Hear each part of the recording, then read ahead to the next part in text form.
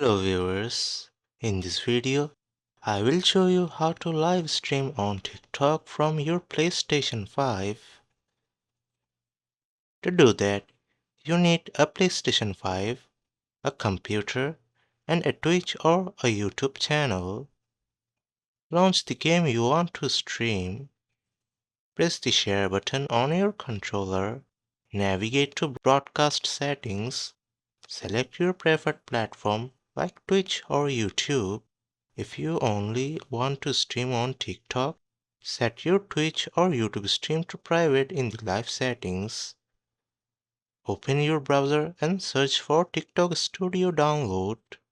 Click the first official link and download the TikTok Studio app. Install and launch the app.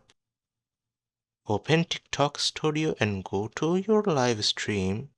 Click Add Source, then Window Capture. Select the browser window showing your Twitch or YouTube live stream. Click Add Source and confirm. Go to your Twitch or YouTube stream. Full screen the video by pressing F11 on your keyboard. Return to TikTok Studio.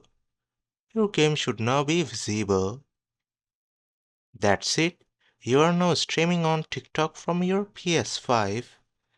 If this tutorial helps, like, share, and subscribe.